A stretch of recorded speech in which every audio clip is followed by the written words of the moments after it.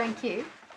Yes, my lady, we've printed off some copies of Allen. I don't really need to dwell on it particularly.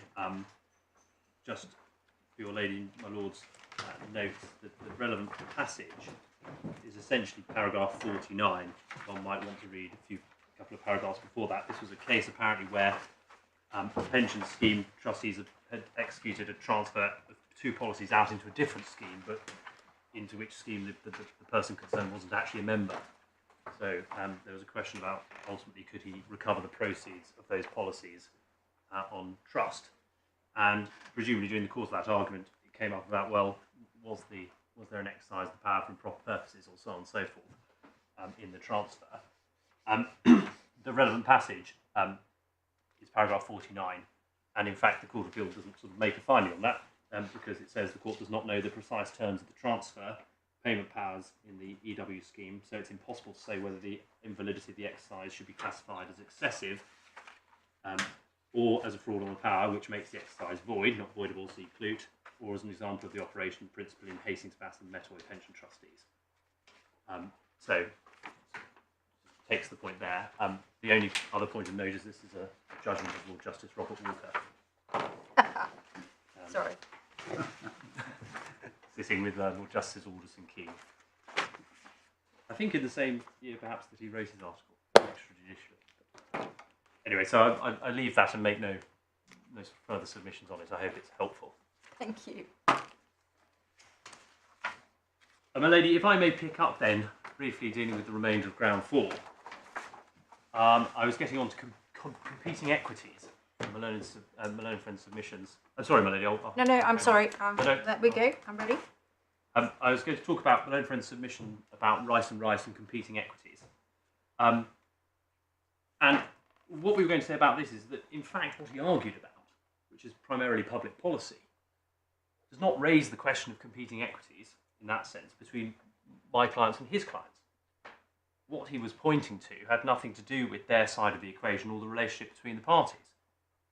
So, taking some examples, Malone and Friend talks about public policy reasons in relation to tax schemes, but as I've said, all of the cases are simply talking about people who've got involved in tax schemes who want to get their assets back. There's a question about whether they should be allowed to do that, or to reverse a charge to avoid tax at the expense of the public. So that's not this case. But it sits very ill in the mouth, we say, of Mr. Reed and Mr. Emblin, who are the people seeking to exploit as a commercial opportunity the consequences of the tax scheme gone wrong, to say that public policy is a reason to refuse relief against our clients. In other words, we say public policy isn't a basis upon which they can assert they have a better equity, as it were. And it was suggested to you that one of the unpalatable aspects of these schemes is the way in which they adjusted themselves to seek to meet tax legislation, so always manoeuvring. But we say that is precisely what the Pyrrhus scheme, which Mr. Emblin and Mr. Reed were hoping to sell to our clients, was trying to achieve. And that was explained in the judgment, but that was a scheme effectively to try and find a way to repay the loan charge, but in a way that where the funds were used circularly to get round that legislation, as it were, or to take advantage of that situation. And the disposal was, in fact, the consequences of our client refusing to agree to partake in that scheme. So when the Pyrrhus scheme failed to get any traction, they devised the disposal as an alternative way to exploit the failure of the tax schemes for their own commercial benefit. So we simply say it doesn't lie in their mouths, FS Capital's mouth, to use arguments about involvement in tax schemes to their advantage.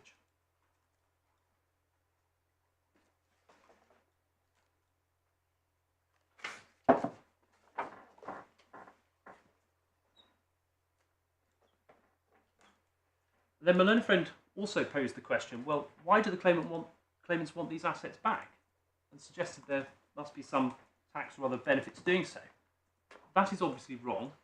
We want them back because they are our property and because we're entitled to the economic benefit of them. And we are also entitled not to be made bankrupt by a third party who's going to take all the benefit of those assets for themselves as a consequence of an unlawful transaction. And the simple truth, we say, is that Malone and Friends' client simply wants to be able to take advantage of the improper transaction the impropriety of which they do not challenge in this appeal, and sue my clients for at least 135 million, quite possibly far north of that. And the judge You'd be vulnerable to being made bankrupt if they'd sold them on the open market for whatever they could get, wouldn't you? Absolutely vulnerable. Yes, because it's not the fact of the sale that's the issue, as I said yesterday. It's the manner in which the disposal was treated. But if they've been sold on the open market, the proceeds of that sale, for want of a better word, would have been held in trust for the benefit of the beneficiaries. Oh yes, that'd be Precisely. Presumably. But, no, I agree. It's not, and I'll come on to this point, but it's not about the enforceability of the loans per se. But I would want to make the point that just in the context of the relationship between our respective clients, as the judge I think points out in his judgment, FS Capital has gone after people who are not claimants, who have obviously got an injunction to stop them dealing with that, but they have gone after people and they have issued statutory demands to try and make people bankrupt in relation to these loans. So that is obviously what they intended to do. So yes, I mean I agree with my Lord Justice Males. The fact the loans are repayable is a point, but in some senses, the way my learned friend put it is that there's no prejudice because the loans are repayable in any event. Misses the point because they were repayable to a trustee originally, at least, who was to hold the proceeds for the benefit of the beneficiaries. And if it was to dispose them, and this is my Lord's point, it would have to have done so in a way which preserved their economic interests. So that was that point. And then another submission my learned friend made, I think at the very end of his submissions, was that the court could say to the claimants, well, you're in a scheme, it's gone wrong in an entirely predictable way, and now you can't seek to restore the position. But the answer to that, I think, is the obvious one, which is that it hasn't gone wrong as a consequence of the scheme at all. It's gone wrong because of my learned friend's client's unlawful conduct. So his point must amount to a submission that this particular breach of trust was one of the risks that the claimants were freely taking by participating in the scheme. But that's obviously wrong because it was no part of the scheme that the trustee would unlawfully sell the assets to a third party in a way that amounted to an improper purpose. And by returning the assets to the trust, the court is not continuing the tax avoidance scheme because the tax avoidance, insofar as there was any, has been rendered ineffective by the loan charge. That was the point. The loan charge, as I said, I think before lunch, was a blanket way of charging participants in the scheme without having to challenge each scheme individually. So my clients haven't avoided anything. They've had the penalty and they're responsible for it. They are just entitled to avoid a further and very significant additional detriment being visited on them as a matter of breach of trust law. And second to last point, I think, on this is that my own friend suggested there might not be any prejudice or known prejudice because the financial prejudice is not known. And I accept that while the precise valuation of all of these loans is unknown, the judge found that, we do know that my clients can't be any worse position than the one they are in now. So there must be some prejudice. And my learned friend's clients obviously think the loans are worth keeping hold of.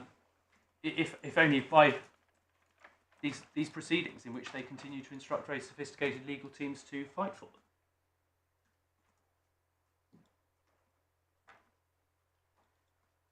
And there is one final point I wanted to raise, my lady. The appellant's submission is that in the balance of equities, the claimant should be penalised effectively because they participated in this scheme. But that ignores the fact that the relief is brought for the benefit of all the beneficiaries of the class of beneficiaries. That includes, and you may have picked this up from the judgment, many, many individuals who have never participated in this scheme because the debtor beneficiaries are only some of the beneficiaries. The beneficial class in the trust is significantly wider than that. And there is nothing that can be said against those beneficiaries. But if my learned friend was right, their interest would be entirely ignored. So, maybe that was all I was going to say, I think, about the tax avoidance point, and why we just say it has no merit. On the practicalities point, I don't need to detain you. Mr. Morgan effectively conceded, I think, that he could not invite you to make an order refusing to set aside the disposal on the basis of that question, and that it's a matter which was properly being remitted to the judge for further evidence and argument, as the judge indicated. Sorry, Mr. Morgan conceded what? He conceded that he couldn't invite you on this appeal, ultimately, to make an order refusing to set aside the disposal on the basis of the practicalities point. On the basis of the practicalities alone. Yes, indeed. Assuming you were right on the tax avoidance point, he accepted he couldn't run the practicalities point to succeed on ground four. My lord's absolutely right. Yes, thank you. And I don't think we can really disagree with that position. The only thing we would say about it is obviously it wasn't dealt with below in particular. That is a consequence of the fact it wasn't a pleaded point. So it's not actually a point in the pleading that is relied on as a factor for granting relief. But that might explain why there is no evidence in relation to it and why it was only touched upon. But I sort of accept that within that point itself, the pleading point alone was not taken. So we just simply say that the judge, and we haven't said in a response notice, we haven't approached this appeal with a response notice to say that the judge was wrong to make the decision he did on that point. So I leave it there, as it were. So that's, although we say ground 4 doesn't arise because ground 3 should fail, if you were against us on ground 3, then Malone and Friends' appeal on the tax avoidance point should fail and should be dismissed expressly. But the issues of practicalities, we say we agree, would have to go back to the judge to be dealt with after evidence and directions, and so on and so forth. Assuming it's still a valid point there, because steps might well have been taken that resolve it.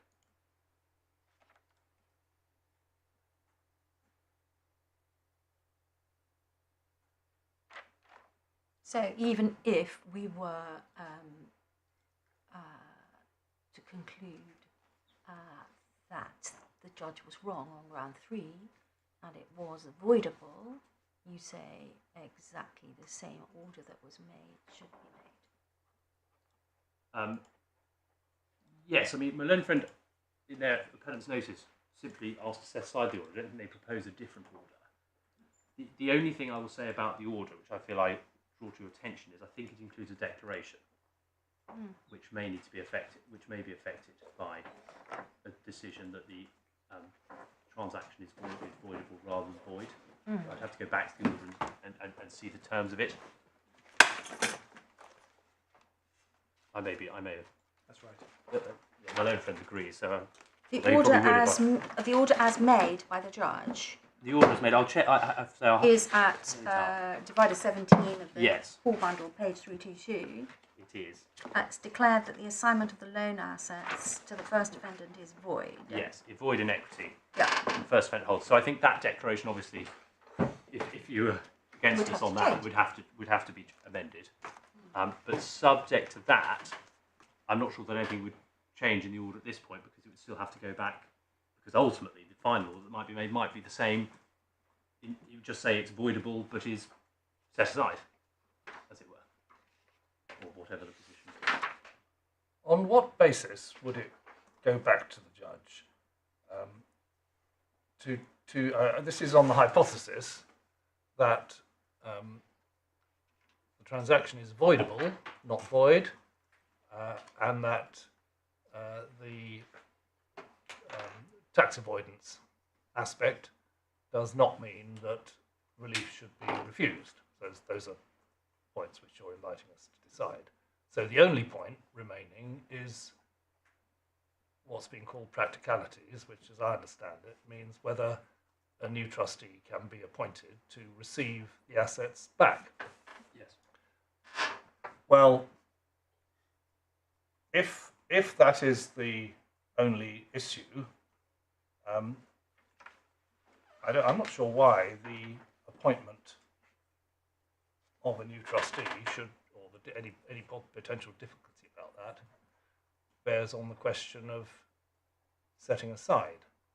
I mean, if the transaction is not set aside, then the appellants get to keep the assets, if the transaction is set aside, but there is no voluntary new trustee, then the appellants are not going to keep the assets one way or another, but there would have to be some application, presumably to the Jersey court, to do something, Yes. either to appoint a judicial trustee or to bring the trust to an end Yes.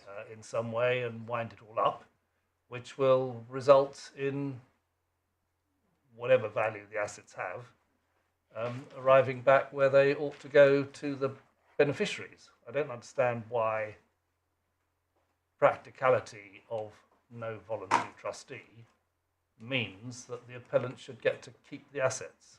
Is that am I barking up the wrong tree? Well, my lord has expressed our position almost entirely because, and I think it was made clear in our skeleton, we don't consider this factor to be really relevant at all because it would be abhorrent if, having decided that the purpose was entirely improper and that there was no sort of equitable reason, even if it was voidable, for it not to be set aside, for it simply to be a question of practicality that they continue to be able to enforce what they've received as a gross breach of trust. And as we say, even if one couldn't find a professional trustee who's prepared to step in, and obviously we'd need to provide evidence on that. I know steps are, things are happening, but one can see the difficulty of this situation. It's not a normal trust. We've got no assistance from from the prior trustees and FS Capital. We've got a very large class of beneficiaries, and it's very unusual circumstances with litigation ongoing. We would, however, say that of course you can apply to the Jersey court, because even if the Jersey court doesn't have a statute that's equivalent to the Judicial Trustees Act in this jurisdiction, being an import of English trust law, we just make an administration order and effectively direct FS Capital, if necessary, to take certain steps in relation to the assets. And if FS Capital was not going to comply with that, there would no doubt be a mirror order made in this jurisdiction, or orders that affected the directors and so on and so forth. I mean, there are obviously ways that could be do it. But yes, my Lord Justice Mills is right. You'd probably apply in Jersey. I'm not excluding an application here, depending on jurisdiction. But for the Jersey Trust, it's likely that the supervision would be the Jersey court, and they would simply make an order in some form that directs what is to be done with those assets under the control of the court. So we say the practicality point, in reality, is not really a good point at all. The only reason I sort of perhaps conceded that we're not in a position to ask this court to make different orders is simply because it wasn't really dealt with below. The judge said what he would do, and we didn't sort of take a point on the respondent's notice to sort of challenge that. But I certainly wouldn't defer from Lord Justice Mills's view on this, because it's the same as ours. So on this hypothesis, and I emphasise hypothesis because you've both given us a lot to think about, but that is to say that voidable but avoidance in tax scheme is not a reason to refuse relief. There might be some tinkering with the order which would need to be done, e.g. the declaration about void or voidable. But as a matter of the substance of paragraph 2 of the order, it's not clear to me that there would be any real difference, and I'm not sure that Mr. Morgan identified any when I put the same point to him, other than saying it might be a matter of timing. No, there wouldn't be any difference, provided the court was satisfied that the transaction, provided we say the transaction fails, as in it's going to be avoided. Yeah, that's the only point. But my point is that if you're with us, that the tax avoidance scheme reason is not a reason to keep the transaction in place, as it were. It should. If that was our position, it should be avoided. All right. Thank you very much. Thank you. My lady, my lords, is there anything else that I can assist you with on grounds 1 to 4? I just also, as a matter of Jersey law, presumably just the same as in English law, equity will not allow a trust to fail for want of a trustee. I would, without, I don't want to try and give evidence on Jersey law, but my answer to you is that I would anticipate, given the import of English law into Jersey law, that it would have a very identical principle. Yes. Thank you. Thank you. Thank you, my lady. I will now ask Mr. Fenimore to address you on Mr. David's appeal. I'll just slightly rearrange so you can see him better. But thank you, my lady, my lord. Thank you.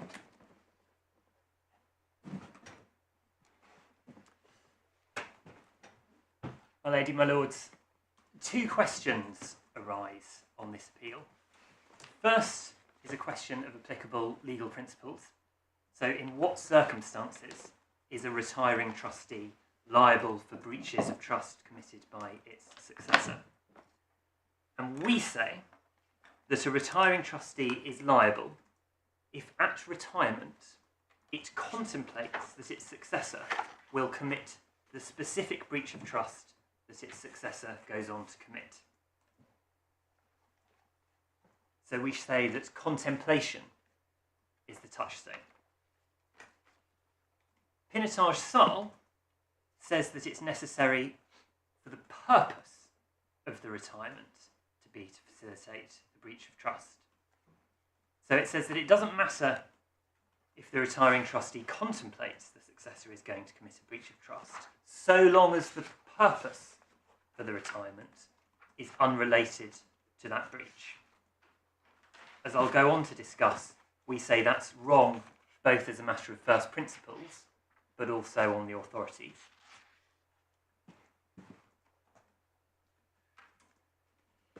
The second question is then how those legal principles should be applied to the facts of this case. And if you agree with us that contemplation is the right test, then it follows immediately that Pinotage SARL is liable, as there is no challenge made by Mr. Flavin to the judge's finding of fact that Pinotage SARL contemplated the disposal when it resigned. That finding is at paragraph 394 of the judgment. If instead you agree with Mr. Flavin that the purpose of the retirement is relevant, then we say, well, Pinotage SARL should still be liable, as there's no basis for overturning the court's further factual finding that Pinotage SARL resigned in favour of Pinotage PTC in order to ensure that the disposal would proceed. And that factual finding is at paragraph 395 of the judgment. So we say it's striking that regardless of which test you apply, this appeal still fails on the facts. But we say it's still important to get the test right, not least because this is an important point and it doesn't have a modern Court of Appeal authority that deals with it. So I'll deal with each question in turn. As I say, we say the correct test is that a retiring trustee is liable for the breach of trust of its successor if that breach of trust was contemplated by the trustee at the time of its retirement. And my first point is that this is logical as a matter of first principles. Trustees look after property for the benefit of other people. That is what they are for. The essential role of trusteeship is safeguarding the trust property. When a trustee retires, it transfers control of the trust property to its successor. If a trustee is aware that the successor intends to carry out a breach of trust and still retires so as to hand over control, the trustee is knowingly imperiling the safety of the trust fund. It is abandoning the trust and transferring control to someone that it knows may put the property in jeopardy. And we say that knowledge is the foundation of the retiring trustee's culpability.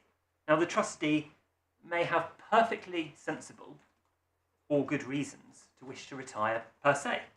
It may have reached what it considers to be its retirement age. It might be finding that the administration of the trust is burdensome.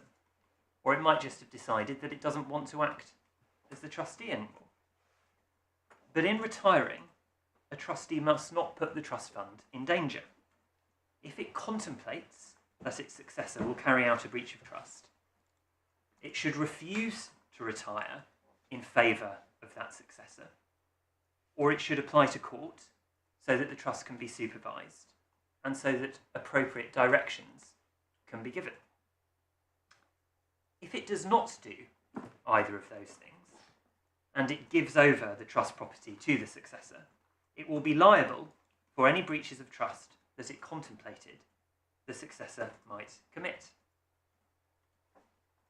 Now, the logic of Mr. Flavin's argument is that a trustee who has decided to retire, perfectly normal reasons, might discover that his proposed successor has a plan to carry out the most heinous breach of trust, say misappropriating all of the trust assets and sending the money to a contact abroad.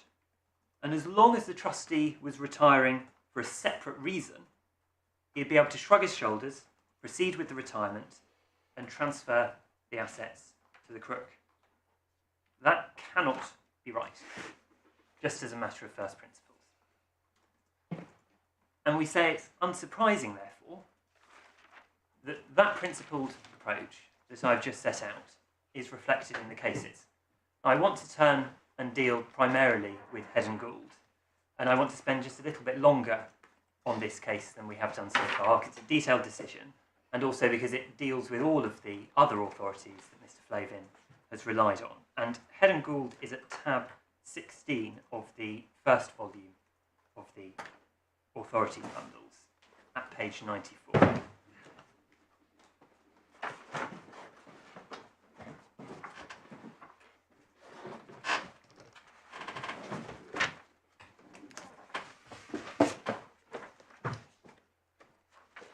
Now, the facts of Head and Gould are similar to other cases that we've looked at. There's a marriage settlement and a post-nuptial settlement. The married couple have income for life, and the capital goes to their 3 children in equal shares. The husband dies, and 2 solicitors, Mr. Halditch and Mr. Clapp, are appointed as trustees. The widow, Mrs. Head, runs into financial difficulties, and the trustees successively exercise powers of advancement to enable her to maintain and educate the children. The shares of 2 of the children, 2 of the 3 children, are advanced, but the presumptive share of the final child, William, is left intact. And you see at the bottom of page 96, bottom paragraph there, in August 1894, Miss Head, so one of the daughters, attained 21, and shortly afterwards she began making urgent appeals to Halditch and Clapp, the trustees, to make further advances to her mother. Clapp then wrote to Miss Head that the trustees had gone to the utmost limit of payments to her mother, and that the only further suggestion he and his co-trustee could make was that they should be released from the trusteeship. So they suggest that they be replaced. And what then happens is that Miss Head herself, so the daughter, is appointed as a trustee, alongside a family friend who is a solicitor, Mr. Gould, and that comes to be significant. What Miss Head and Mr. Gould then do is liquidate and dissipate all of the remaining trust assets, including William's presumptive share, to Mrs. Head. William is unhappy about this and sues the present trustees and the former trustees and Mrs. Head. Now, the issue of the liability of the former trustees begins on this question, begins at page 111. There is a prior question because there is actually another technical breach of trust that the prior trustees commit along the way, but it's found that they do so in order to benefit the beneficiaries, so they're not held culpable for that technical breach. But the question of whether they are liable for their successors' breaches begins to be addressed at page 111. You see, this brings me to the large and important question whether Messrs. Halditch and Clapp can be held responsible for the breach of trust committed by the present trustees in selling the house, surrendering the policies, and spending it. It matters not how the produce of the 2 transactions. I'm very sorry. I'm very sorry, Mr. Fenimore. Could you give me that reference? I'm sorry. Again? That is on page 111, and it is that sentence is the indented paragraph on page 111. Yeah. Thank you. Sorry. So that's where this discussion begins. Yeah. And you were taken yesterday by Mr. Flavin to the first marked passage on page 112, which is where the court essentially puts the case that it says might be met to the former trustees, and says, I've no doubt that if this charge can be regarded as proved, then they must be held liable to make the loss, etc. I want though to look at the second marked passage in blue at the bottom of the page, where the judge describes the principles behind the liability of the former trustees. And what he does is describes something very similar to those first principles that I've just taken you through. It's the duty of trustees to protect the funds entrusted to their care and to distribute those funds themselves, or hand them over to successors intact, that is properly invested without diminution according to the terms of the mandate contained in the instrument of trust. The duty is imposed on them as long as they remain trustees and must be their guide in every act done by them as trustees. On retiring from the trust and passing on the trust estate to their successors, and an important point for this case, it doesn't matter whether they have the power to choose who their successor is. The point is they know who their successor is going to be, because in this case it is the protector, PNG, which appoints Pinotage PCC following the retirement of Pinotage SARL. They are acting as trustees, and it's equally incumbent on them, this ultimate act of office, to fulfil the duty imposed on them as at any other time. If therefore they neglect that duty and part with the property without due regard to it, they remain liable and will be held by the court responsible for the consequences properly traceable to that neglect. The court then goes on in the paragraph below, that's been highlighted, just to highlight that this is an area of law that lacked authority, and it couldn't be readily turned to a case to neatly set out all of the propositions. Appears to be a complaint about the standard of legal education in Edwardian a continual theme in this case.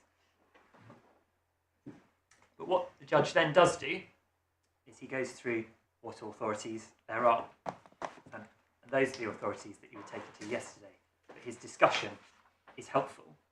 The first authority he deals with is that of Webster and the Hunt. And the point that he takes from it and that I would draw the court's attention to is at the bottom of page 113.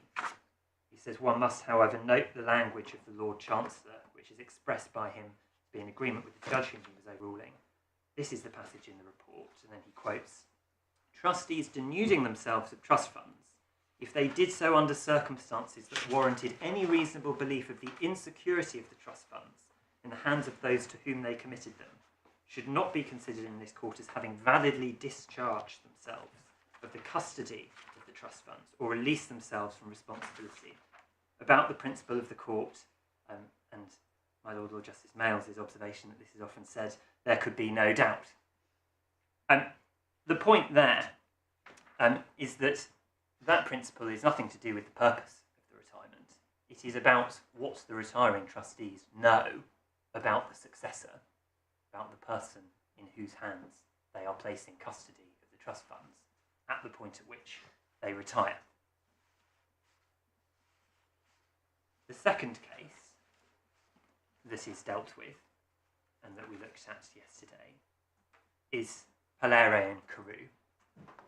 So you'll recall that that's the case in which the trustee is sitting on his hands and is avoiding or refusing to carry out a trust for sale on the basis that he wants to see some documents that turn out to be completely irrelevant to him. And the court is explaining to him why it is that he shouldn't have been so reluctant to do so. And the quoted passage is in the middle of page 114, where it said, it's correct to this extent, if a trustee be called upon to commit a breach of trust and refuses, and his custodial trust say, there is A, B who will you resign and surrender your trust to him, and the old trustee accedes to that principle and transfers the property to the new trustee for the purpose of enabling him to commit a breach of trust, in that case the old trustee would probably be visited very severely by the court. Now, what we say about this is that it certainly might be said that the purpose of the retirement is to facilitate the breach in this situation, and the language of purpose is used. But we say that the better analysis of what is actually going on is that such a trustee is liable because they are well aware that their successor is willing to commit the breach of trust they have refused to commit. So again, the touchstone for liability is their awareness about what their successor may do. And then the final case that's dealt with is that of Clark and Hoskins. Now, as we saw yesterday, that authority stands for the important proposition that it is only specific breaches of trust that are in the contemplation of the retiring trustee for which it can be made liable. So if the successor trustee goes on to commit a more extravagant breach of trust that was never in the contemplation of the retiring trustee, then the retiring trustee is not held liable for that breach. Now, on one view, the court might think, well, you're entrusting trust property for somebody that you knew to be wholly unsuitable. It's bad luck to you if they've gone on to do something extremely flagrant. What we say about this is that the court doesn't need to decide the rightness and wrongness of that on this case, but the principal reason behind why the court would reach that conclusion here is that it's effectively akin to a sort of a foreseeability limitation of liability, or akin to a sort of a scope of duty. So these were the sorts of breaches of duty for which you were exposing yourself knowingly. But if there are others that are more flagrant, then the courts aren't going to hold you liable for those. As I say, it doesn't arise on this case, but that is the proposition that Clark and Hoskins is being analysed for in Head and Gould. And that's at the bottom of 115. That is indeed, yeah. It's throughout 115. It's the second half of 115, really. So starting, I conclude from the language halfway through of the Lord Justice that he did not consider the former trustees to have acted wisely or prudently, but he takes special care to point out that he's dealing with questions of a different character, so it's a fraud of a rather different character. He speaks of them as acting unadvisedly and retiring from the trust and letting some other more accommodating trustees raise the money which was required in their place. But he adds that this had no similarity to the fraud which had been perpetrated. And you'll remember that the fraud being perpetrated in that case is that the settlor of the trust is mortgaging the trust property, presenting the facade to the mortgage company that the property remains to be hers and hasn't been transferred into the trust. And it's that fraud that the retiring trustees said not actually to have had knowledge of.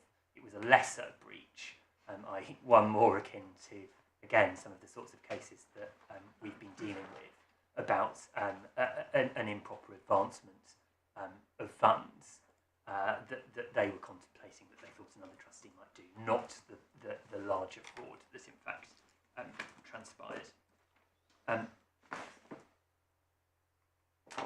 So again, we say what Clark and Hoskins is showing, that the key touchstone in this area is what does the retiring trustee contemplate about the actions of its successor.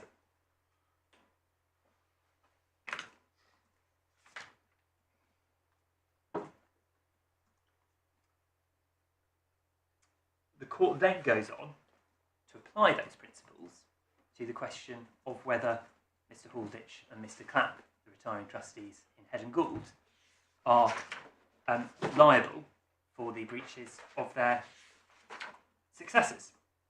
And you see at the top of 116, the language all the way through, I'll go through a few passages, the language all the way through here is the language of contemplation. So at the top of 116, these being the authorities, it will be as well first to inquire whether Messrs. Halditch and Clapp can be brought within Lord Westbury's rule. Did they denude themselves of the trust funds under circumstances that warranted any reasonable belief of the insecurity of the trust funds in the hands of those to whom they committed them? And there's some discussion of that. and then you see at the bottom of page 116, I cannot blame Messrs. Halditch and Clapp for the appointment which they made, nor do I think that they had any reasonable ground for believing, or that they believed, that the trust would be otherwise than secure in the hands of their successors. And as I've said, the reason the court draws that conclusion is because alongside Miss Head, there is a professional solicitor being appointed who is said to act as an appropriate check on her potential unscrupulousness. At the middle of page 117,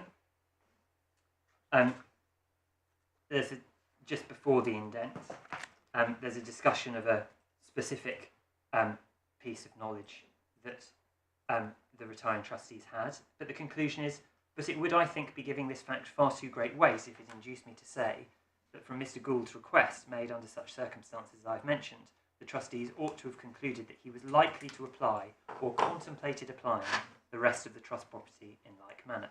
Again, it's still about what they could have contemplated. And then at the bottom, near the bottom of page 117, I do not believe that Messrs. Halditch and Clapp contemplated any breach of trust at all, and I am convinced that they never contemplated that actually committed. So all the way through the court's reasoning, the sole focus has been on contemplation, nothing whatsoever to do with purpose.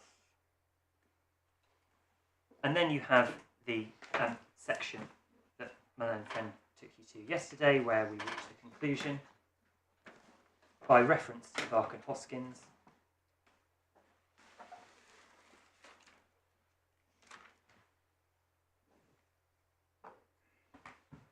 And it's concluded that the former trustees are not liable.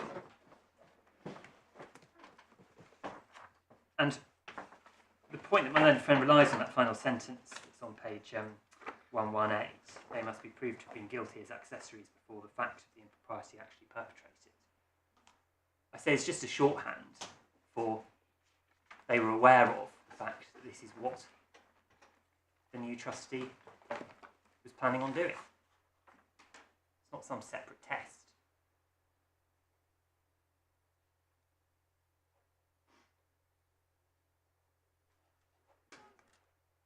So we say that contrary to the submissions of Mr. Flavin, contemplation of the breach of trust is not some sort of adjunct to another test about the purpose of the requirement. It's the beginning and the ending of the foundation of liability.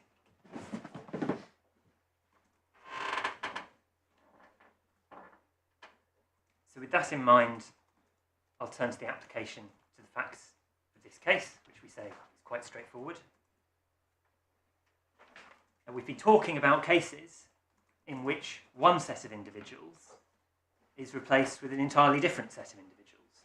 Obviously, our present case is a very long way away from that.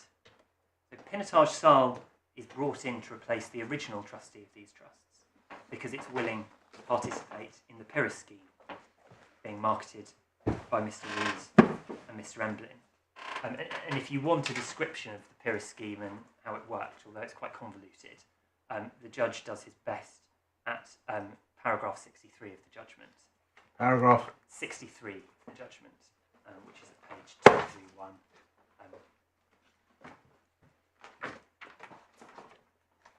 Now, Pinotage SARL is controlled day to day by Mr. O'Shea, its director, and an associate of Mr. Reed and Mr. Emblin.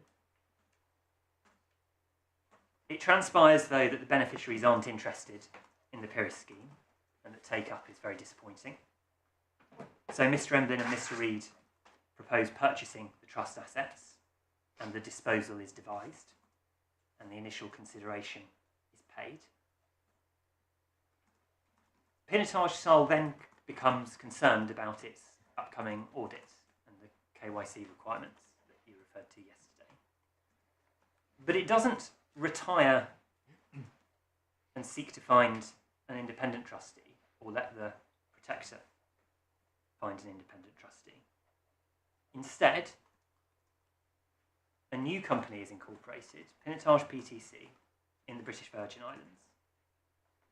The trusteeship is then transferred to Pinotage PTC with a wrinkle in relation to the 2014 trust. The personnel remain exactly the same. Mr. O'Shea has the control of Pinotage PTC, and in fact the administration continues to be done by Pinotage SARL. So it's just this changing of the shop front. After the disposal takes place, Pinotage PTC is then put into voluntary liquidation. So it pops up for the purposes of the disposal, and then it vanishes again. When it's discovered that the transfer of the trusteeship of the 2014 trust to Pinotage PTC was ineffective because the wrong protector or the wrong entity was purporting to do the appointment as protector, well, Pinotage SARL then just ratifies and confirms all of the acts previously done by Pinotage PTC in respect of that trust. So that takes us to the judge's findings in this respect, which are at paragraph 394 of the judgment.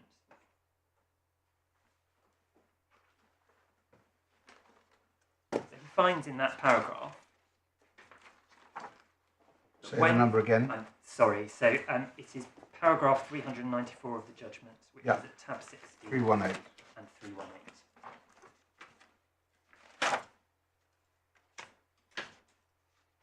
So the findings in paragraph 394 is that when Pinotage SARL retired as trustee, it intended that the disposal should proceed, and it would continue to be involved in an administrative role, and Pinotage PTC would be put in place to avoid the regulatory difficulties that Pinotage SARL was facing. And he concludes in that paragraph, to use the language of Head and Gould, the evidence demonstrates that the disposal was very clearly contemplated by the second defendant at the point when it resigned. Now, none of that is challenged by Pinotage SARL, and so we say, applying our test of contemplation of the successor's breach of trust, that is sufficient for Pinotage SARL to be liable for the disposal.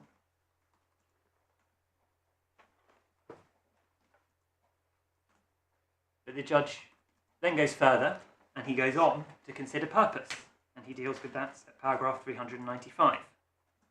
And he begins by identifying that the argument that was being run by Mr. Flavin, and it's the same argument that Pinotage SARL persists in on this appeal, is an incomplete statement of what occurred. Pinotage SARL can't just say, I retired for regulatory reasons. The regulatory reasons do not explain why Pinotage PTC was the replacement of Pinotage SARL.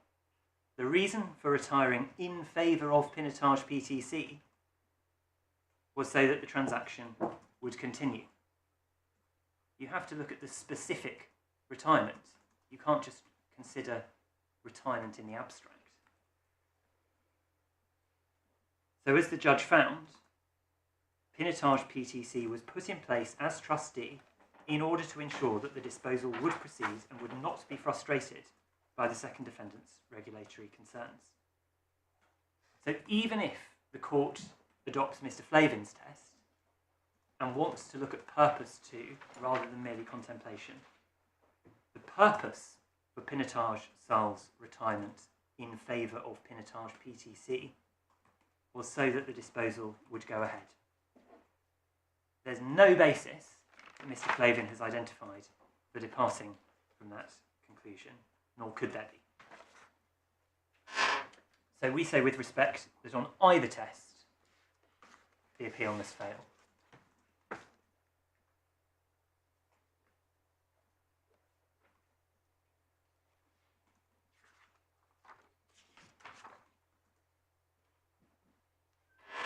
My lady, my lords, those are my submissions unless you have questions. Thank you very much indeed, Mr. Fenimore. My lady, I have some short submissions on grounds 1 and 2. We'll then go back to Mr. Lewison for, I think, rather more submissions on ground 3, and then I'll pop back up at the end with a handful of submissions on ground 4. And then I imagine Mr. Flavin is going to reply on the other appeal. I would imagine so. Mm-hmm. In relation to grounds 1 and 2, before coming to the respondent's notice point, I only have 2 points to make as a matter of overall principle and approach to it. My first point is that I was alarmed to hear that I apparently made a concession, which I certainly didn't think I'd make, and if I had made, I certainly didn't intend to. And my learned friend have put this on the basis of the question being asked is whether it's probably improper, or, to put it another way, whether there's a realisation that there's probably a breach of trust. I put my submissions, I hope, clearly on the basis that following the analysis in Sinclair, that has to be question has to be approached, asking questions as to knowledge of the facts and knowledge of the legal consequences. And I took the court to Sinclair, and in particular where Lord Neuberger deals in particular with paragraph 100 with knowledge of the facts, and then in a separate section at 102 to 108 he deals with knowledge of the legal consequences. And it's certainly our position that you look at both of those in order to decide whether a defendant knows it's probably improper. The second point I was going to make was this question of the judge's use of the word legitimate, and my learned friend's point that there was effectively no room for any separate consideration. I took the court to, and I suspect it may not be necessary to go back to it again, the court's probably already quite familiar, with the judgment at 299, paragraph 299, where the judge referred to lack of legitimacy. And I expressed the view in my submissions yesterday morning. It wasn't quite clear what he meant by that, but in my submission he certainly couldn't have meant by that conclusion to have also concluded the point about knowledge of the legal consequences. Now, I think my learned friend perhaps slightly skirted round that, but certainly from our perspective, if that had been a conclusion on the legal consequences, there would be no need for the judge to have engaged in the analysis that he did at 300, 301 and following. He clearly recognises a separate exercise. Our point, and I'm not going to go back over the reasons as to underlying it, is that exercise he carried out was a flawed exercise, but he hadn't predetermined it by his use of the word legitimate.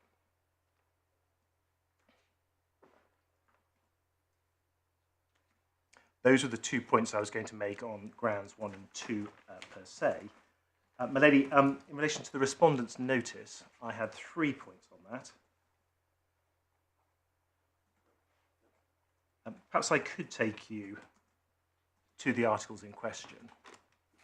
Bundle of Authority, Volume 1.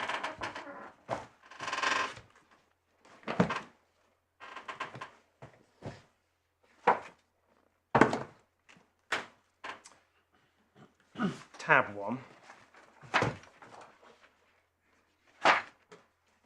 And I was going to start at Article 55, which is at page 8.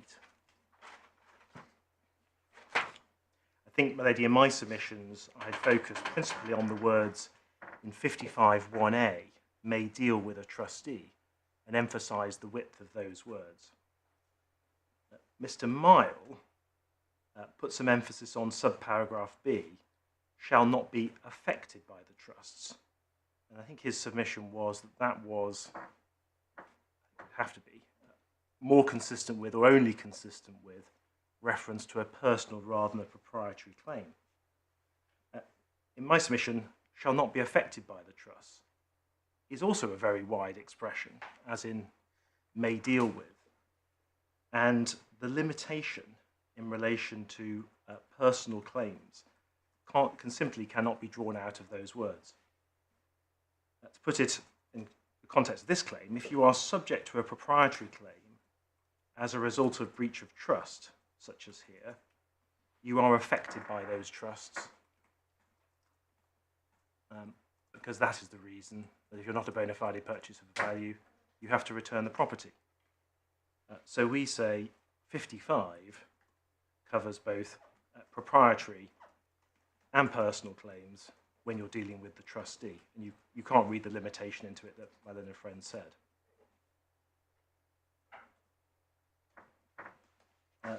My second point, my lady, was back to Article 33 on the previous page.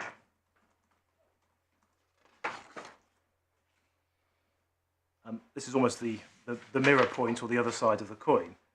My learned friend said this, I think, is limited to proprietary claims rather than personal claims. The court will see in subsection 1 that for the person referred to who makes any profit, gain or advantage from a breach of trust is in this article referred to as a constructive trustee. That's a very particular use of the phrase in that particular context. And subparagraph 3 then says a person who is or becomes a constructive trustee, i.e. this is the person that's gained the profit, gain or advantage, shall deliver it up. And in our submission, this is clearly wide enough to cover at least a personal claim for knowing receipt. It might also be cover claims in dishonest assistance if the dishonest assister makes a gain as a result of the assistance. I don't need to go that far.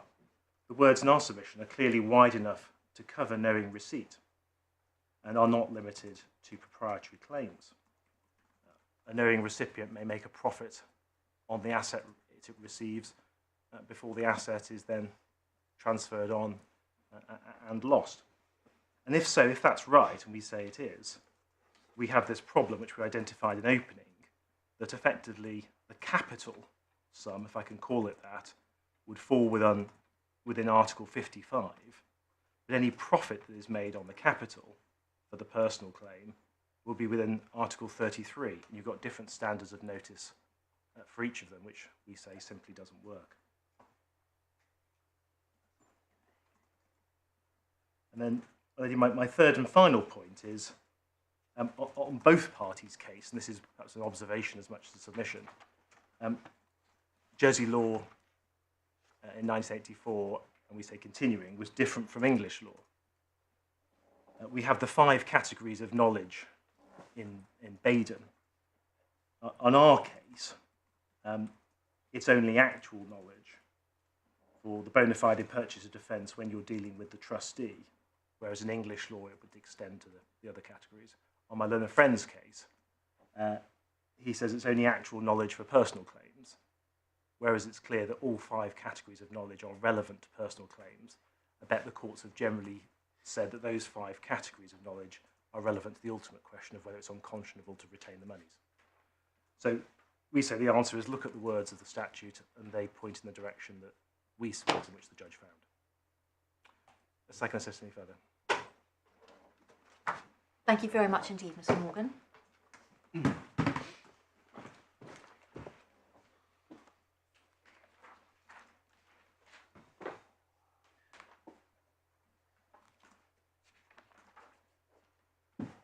My lady, my lords, I have 3 broad heads of submissions. First on the presumption of similarity, then a little bit more about the cases, and finally on matters of principle. On the presumption of similarity, presumptions are there to assist the court in reaching a just and correct result. They're not to be applied mechanistically. And this was recognised in Brownlee, and I'll ask you, if I may, to go back briefly to Brownlee now. It is behind tab 49.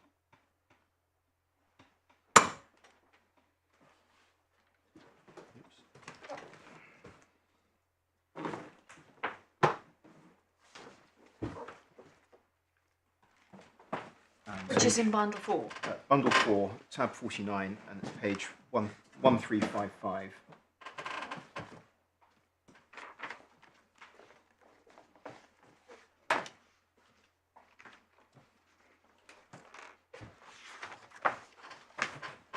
And this is where Lord Legate says the essential point is that the presumption of similarity is only ever a basis for drawing inferences about the probable content of foreign law in the absence of better evidence. When English courts are prepared in some cases to draw conclusions about the content of foreign law on such an indirect basis, it makes no sense to reject better, direct evidence when it's available just because it lacks the imprimatur of an expert witness. In this case, as we've already seen, the experts were agreed that the voidable question was not settled as a matter of Jersey law. I don't propose to go back to the expert report, but the joint statement is at page 331 in the supplemental bundle. Mr. Gleeson had an appendix to that joint report that was his work alone, which is at page 340 of the supplemental bundle. And that amounted, in fact, to a reversal of his earlier position, which was that the answer was void in his original report at page 261 of the supplemental bundle. Mr. Passmore's position throughout was that it was not settled as a matter of Jersey law, and that's at page 306 in the supplementary bundle. They are right about that in their ultimate position. The Jersey sources do not say that arguments on the voidable issue are unavailable to the parties. The closest that the courts come is assuming that that is the position, but there's been no sustained argument to the contrary. That is already a material difference from the position in England, so that when the English court approaches this problem, the English court already knows that Jersey law is different because the law is not settled. And that opens the door to the exercise spelled out by Mr. Justice Foxton in Serious Fraud Office and Litigation Capital. And we already looked at that passage yesterday. It is in tab 45.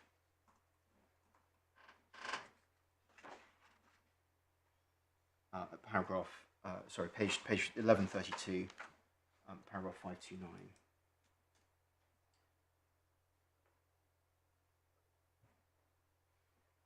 And the question identified is, what is the law on this topic? And the court is able to answer that question through the materials with which it's been equipped. So this is not a case where the presumption is allowed to determine the result. The presumption has already been displaced by the expert evidence. So that's all I wanted to say about the presumption. I'm sure that the court will be relieved to hear that I don't propose to go back over the cases. I'm not going to delve back into the authorities bundle. The essential point on the cases is not that there is no authority for void, but that there is authority for voidable. But on the void cases, what we still have not seen is the part, leaving aside Clute and leaving aside Preston for now, the part where voidable was argued or decided. Sorry, on the void cases? On the void cases, yes. What we haven't seen is where that point was actually decided. So we can see that Topham in particular rests on pure assertion as to the earlier cases. The idea that it's well settled, but when? By whom? At some point before 1750. But it's a proposition that's come into being but not been tested in argument. And it's only when so tested that the deficiencies of the void outcome really become clear. Moving on to Preston, we maintain that the voidable outcome was essential to the decision. And the reason for that is that the confirmation, the deed of confirmation, comes after the reversionary societies purported to obtain their rights. Now, they could only have obtained those rights before the deed of confirmation, because by the time of the deed of confirmation, there's nothing. Let me put it this way: if the appointments to the children were void, there was nothing for the reversionary society's rights to bite on. There is then the deed of confirmation, but there's no further activity that would give effect to the interest of the reversionary societies. And so when Christopher's suit is dismissed, the net result is that the reversionary societies maintain their interests. And that can't be explained on the basis that the deed of confirmation gave them anything, because whatever they had must have passed already. And that's why we say that precedent can't be explained away in the way that Mr. Justice Neville did at first instance in Clute. And I come on to Clute now. The short point in reply that I wanted to make is that the explanation of Clute really assumes what it sets out to prove. It is said that the appointment is void because no equitable interest has moved. But why hasn't it moved? Well, it's because the appointment is void. And there's no underlying reasoning, no attempt to relate this to broader equitable principles. Election is not the answer because the statement about election remains internally inconsistent. Void means void, and election doesn't provide a proper explanation. If a transaction is void, then election can only operate at the time of the election to pass any new interest. And again, if third-party rights have purportedly intervened, they are not fed in any way by that later election.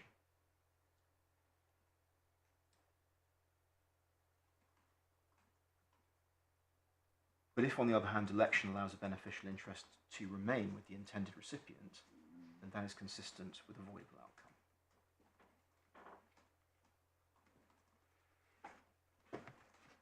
outcome.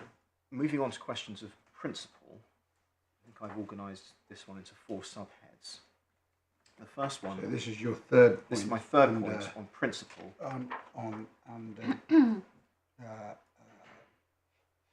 Ground 3. Yes. So your third head is subdivided into how many? Into 4. And the first subhead is that in our submission, fraud on a power cannot be equated with excessive execution. Excessive execution as a legal doctrine is primarily concerned with legal interpretation of documents. It determines the formal scope of the trustee's powers. Fraud on a power is concerned with an equitable duty or an equitable standard of conduct that trustees must exercise their powers for proper purposes. And although that may cover some common ground with excessive execution, where the result is to benefit a stranger to the power, that is not the whole extent of improper purposes, and Topham is a really good example of this case, of the extent of the spectrum. So the court will remember that in Topham, property was settled for the benefit of Lady Harriet and Lady Mary. Both of them were proper objects of the power. There was no onward bargain with Lady Harriet. The improper motive was to interfere with Lady Mary's love life.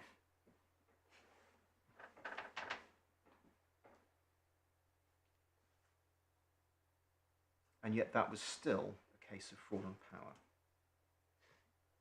So while there is some common ground, there is not a complete overlap between the two doctrines.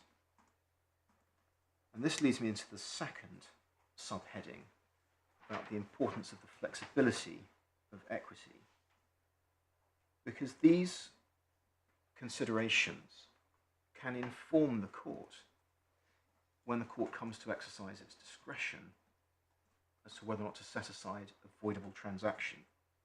So that it may very well be that where the improper motive has been to benefit a stranger to the power, that could be a very weighty factor in the court weighing up how to respond.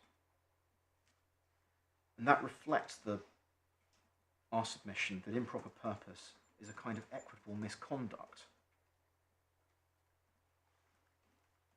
And the severity of that misconduct can guide the court's response to it. Basing or putting improper purpose on the same footing as scope has a tendency to elevate purpose to some form of condition, conditions, again, are about the legal scope and not the purpose for which a power is exercised. The legal scope, this leads me into my third point, is I wanted to respond very briefly on the position of outsiders. The example I gave yesterday sought to distinguish between the position of an outsider dealing with an excessive execution problem and an outsider dealing with an improper motive problem. And I suggested that scope is discernible to an outsider in a way that motive is not. My learned friend says that an outsider still wouldn't have the documents, but in the example I gave of a mortgagee, they can ask for those when setting up the transaction. And similarly, if someone wants to purchase some property that's been obtained by a beneficiary from a trust, they can ask to trace the beneficiary's title back to the trust to make sure that they were indeed an object of the power and that the power was properly exercised. What is a much harder task is to interrogate the trustee's state of mind at the point at which they exercise the power.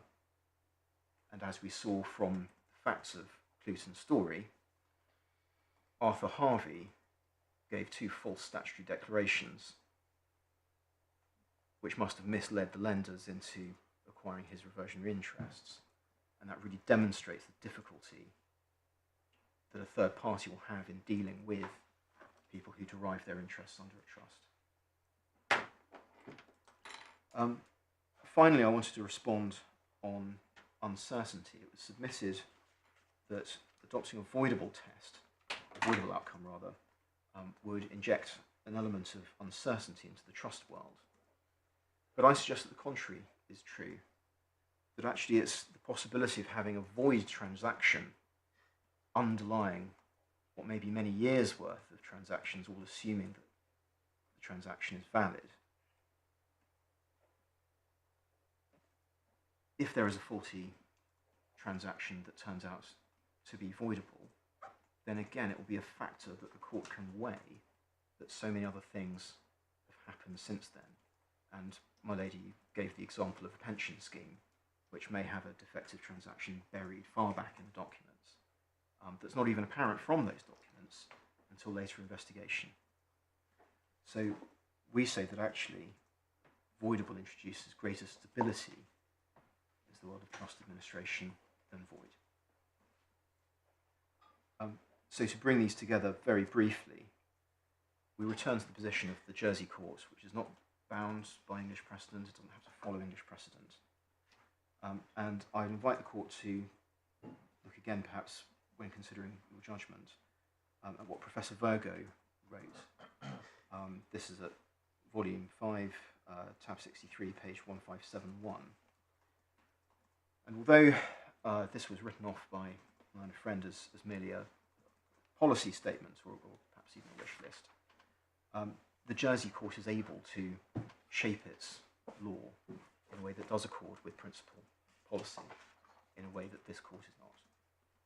So for those reasons, I invite this court to allow the appeal on ground 3. Thank you very much indeed, Mr. Lewison. The last round from me, ground 4. I have, I think, 5 points in relation to tax, and then I come back to the practicalities point at the end. My lady, the first point in relation to tax is my learned friend made the submission that he accepted they took the risk that the government would take action and invalidate the scheme, and he referred to the loan charge. And there were all sorts of risks to this scheme, including case law such as Rangers, which dealt with EBTs, and indeed all the inheritance tax points which we've referred to. But I accept that sort of first blush, well, this is the nature of the assumption of the risk. Did it come within that risk? No, therefore, this is not something the court should intervene in. I can see the immediate attraction of that. In my submission, however, that doesn't give full weight to how the Court of Appeal approached this matter in Bahor. Perhaps if I can just briefly take you back to that. It's volume 4, tab 53.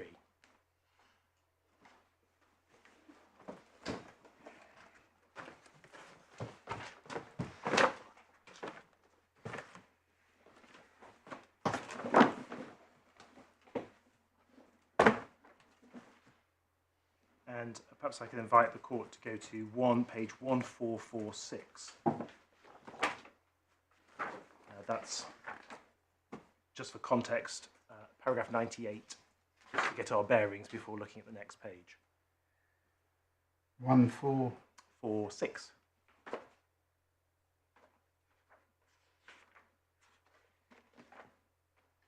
I wasn't conscious we went to this case during the submissions on behalf of the respondent.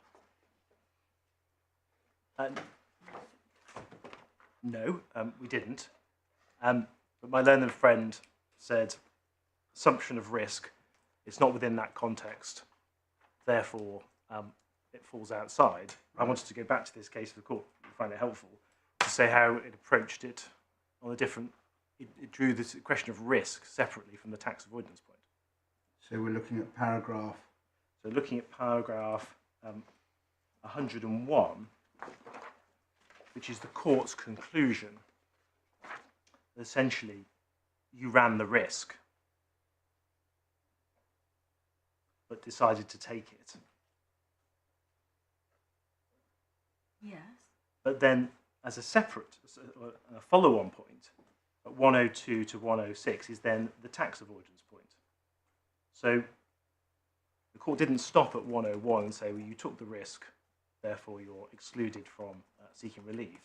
It added on to it the specific point about artificial tax relief, which is why I say that my other friend's sort of initially packaged, attractively packaged point doesn't give sufficient weight to the fact this is a separate point, and it's a point of principle which has been identified in the cases. Perhaps my memory is bad, but I thought that those issues have been taken separately also by Mr. Mile, but in any event, thank you. My second point, and this comes then to what my learned friend said about the risk of scheme failure, and the point being made about the risk of the loans being called in. And essentially, he said he can't complain about that. The point I wanted to make is that initially, as I said in opening, there was quibbling about the enforceability of the loans, which was then amended away in the particulars of claim. And what's abundantly clear is that the beneficiaries have become disappointed by the fact that these loans are being called in, probably in circumstances where they never imagined that to be a situation that would take place. But the reality is, my Lord Justice Mail said, the loans could be called in by a trustee, could have been called in by another party who'd received these assets by way of sale. The calling in of the loans, which seems to be the principal complaint, is really just a feature of the scheme itself. I also didn't understand that to be the outcome of the discussion with Mr. Mile, in the sense that he said, yes, they could be called in. The point is that you would have, as against them, if they'd been sold to a third party, amount of money which would be in the trust fund. Well, he made that as a secondary point in my submission, and that goes back to the point we made that quite what outcome they will get as a result of this is wholly uncertain. The trustee would be entitled to use the proceeds of any loans in respect of the expenses of the trust, such as they are when finally analysed. So, insofar as the complaint is about calling the loans in my submission, that's inherent in the scheme. My third point, my lady, is in relation to... It would be quite unprecedented, wouldn't it, for a court to say, even though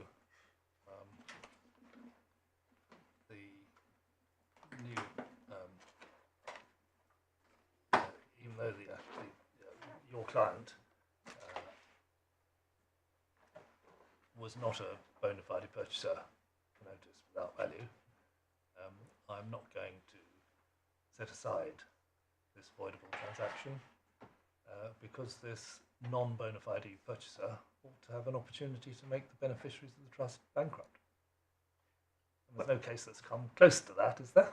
Nothing that we've seen. Well, I think, as your Lordship said, bankruptcy would be a consequence of the loans being called in, or potential consequence of the loans being called in by a properly appointed trustee or someone who's been the subject of the sale at what was described as a proper price. That's not a consequence of the improper transaction, the risk of bankruptcy. Let me be frank with the court. Of course, I accept this would be pushing the law on. It will be taking it into a position that it hasn't previously been applied in, but in my submission it is the logical and justifiable conclusion of the earlier authorities. Okay. I don't shy away from that.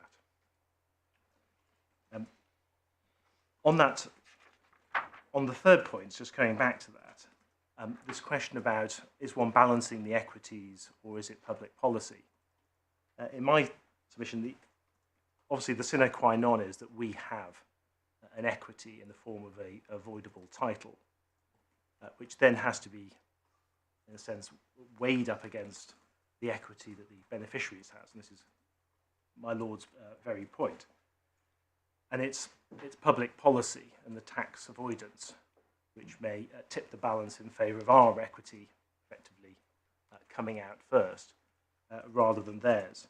So whether one looks at it as balancing the equities between the parties or the intervention of public policy, in my submission, perhaps doesn't matter. I think we're straying away a bit from reply, but do carry on. My fourth point, which I hope is directly in reply, is my learned friend referred to the other beneficiaries and how even if you're... Oh yes, beyond those named. Yes. Yeah. I think it's not just beyond those named. The suggestion is that the class is wider than those who were specifically those who had sought the shelter of the scheme, the loan, in order to obtain remuneration. Yes. I reminded, we haven't got it in the bundle, I reminded myself from the copy I've got here of the Trustees, and the beneficiaries are essentially connected parties, spouses, because, and relationship will know probably where I'm going, that reflects the terms of Section 86 of the Inheritance Acts and the class of people who may benefit from an EBT for it to be a valid scheme. My simple point is this. That's just a nature, that's just a reflection of the artificial tax scheme and the desire to come within Section 86 in order to get the tax advantages under inheritance tax. In my submission, it's unattractive and artificial to suggest that those beneficiaries who are included as part of an artificial tax scheme would in some way tip the balance if the court was otherwise prepared to find that tax avoidance was fatal. And my fifth and final point, I think some criticism was made of our grounds of appeal and whether or not our oral submissions have gone a bit further than that. I've gone back and look. I can see there is a slight tension between the grounds of appeal and our skeleton. I don't think there's any tension between our skeleton and what I've said orally. I hope that that's been presented fairly, and certainly my learned friend Mr. Miles has had no difficulty in responding to it. And so hopefully that doesn't cause any technical difficulties. Those are my 5 points on tax relief. On practicalities, my learned friend was quite right to be slightly cautious about this because, I mean, the judge identified this point as needing to go back to him. There wasn't, I don't think, sort of contrary argument about that below. And as my learned friend very properly says, he hadn't put in a respondent's notice saying the judge was wrong on that point. But picking up and running with the point anyway, my submission, these assets shouldn't remain in limbo indefinitely for at least 2 reasons. They may be economically valuable assets to someone, and the order itself contains an undertaking by us to the court not to deal with them. And that was tends to be on a non-permanent basis. And at some point, the position should be resolved. I think the premise of my Lord Justice Mayall's question is, well, at some point this is going to be resolved one way or the other, so why do we need to worry? I think from our perspective, my Lord, we don't accept that premise in this way. Judgment was in July 23. We had the consequentials in November 2023. We're now over a further year on. We have seen no evidence from the claimants that they're going to be able to appoint a new trustee, or there is some other device which allows this to be resolved. I know certain ideas have been floated in this court today, including from the court. We haven't seen what their proposals are. What we I don't understand personally why it's difficult at all, but I understand you may not be able to find someone who's willing to stand in the shoes of FS Capital. But otherwise, I just don't understand why this is a difficult point. Well, I mean, it's not for me, and I understand that it's not for me, but I'm just telling you that if Jersey law is the same as English law, then it won't allow a trust to fail for want of a trustee. End of story.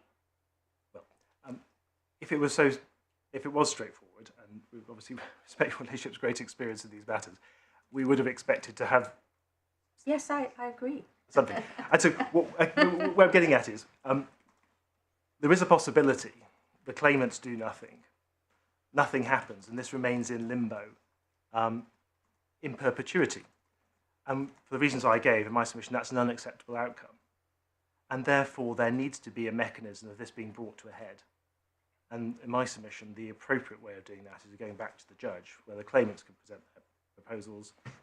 And if they can, we'll have to have an argument about it. If they can't, then we would wish to run the arguments we've indicated. So I hope I've answered that slightly better, even if not than first time round. But it's the in perpetuity limbo which we're seeking to avoid. Thank you. I think Mr. Could I just make one is itching. point on that? And I appreciate that if I'm able to stand up again. I'd just like to remind the court that there is a stay on the order pending these appeals. And while my own friend criticises us for not making an application in Jersey, I think it's an unrealistic proposition that while there is a challenge to the substantive order of his lordship below, that we would go to the Jersey court, because to what end? This issue would have to be resolved. My learned friend's client is welcome to make their own application in Jersey, which they could no doubt do if they wanted to have an order for some sort of relief in relation to the trust as well. But I just feel at that point it should be drawn to your attention. Thank you. I'm so sorry. And I ought to give Mr. Morgan an opportunity if he wants to add something to that. I don't think that. Thank you. I'm sorry. It was all my fault. I feel now Mr. Flavin. I feel that I'm now going to disappoint by saying that I only have a couple of points to make at all. No disappointment. Well, I essentially have 1 point on each of Mr. Fenmore's parts to his submissions, and I agree that, that obviously my clients have to win on both halves of the problem, as Mr. Fenmore put it, and had set it out, whereas they only have to win on one or other of the points. On the general principle of what it means, Mr. Fenmore took it back to first principles, but you could have gone a wide variety of different ways on the basis of first principles. It would be a principled answer to say that a trustee who wants to retire because they've had enough, but knows that the person who's been put forward by a protector or a beneficiary is an obvious wrong-un, but he has no clue what they're going to do. Is it a breach of trust to appoint that person? Well, no, unless and until that person goes on to do a specific act which the retiring trustee knew that the new trustee was likely to do. That is the authority of Clark and of Head and Gould. So my point is that the cases are it is a quite restrictive principle that is drawn out of the cases. There is, in fact, no case in the older cases where the principle is looked at properly in which a retiring trustee was found to have acted in breach of trust. And the only point in the authorities to which I would draw your lordship's back is the on page 118 of the authorities bundle in head, the point my learned friend Mr. Fenimore took you to, they must be proved to have been guilty as accessories before the fact of the impropriety actually perpetrated. Well, in my submission, contrary to my learned friends, being guilty as accessories before the fact means more than simply knowing that it was probable that the new trustee might do this thing. It is more than contemplation. Contemplation is required, but it is not sufficient.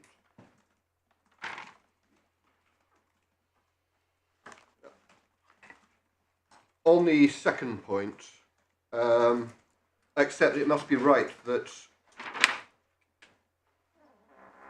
the identity of the new trustee is part of the question of whether or not there is a breach of trust in the appointment of that new trustee.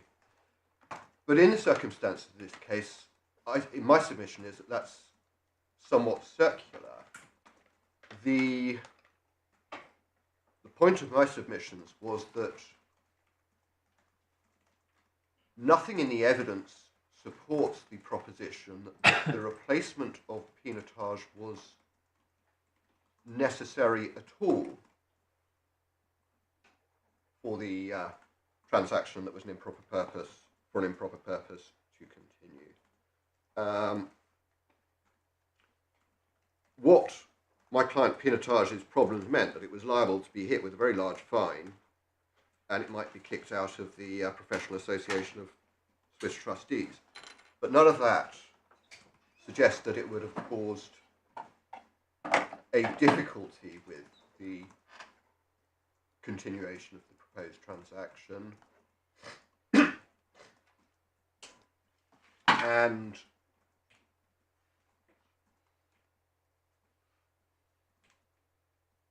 thus I say that the identity of the new trustee is neither here nor there on these facts, because it wasn't necessary that there be a new trustee for transaction to continue at all. Those were all the submissions I have, Lady Williams. Thank you very much indeed, Mr. Flavin.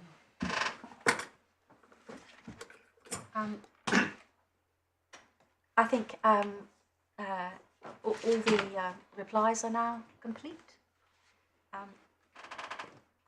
I'm very grateful to everyone for the way in which this matter has been, no doubt, researched excessively and presented before us in such a lucid and helpful way. We will reserve our judgment, and we will get them to you as soon as possible.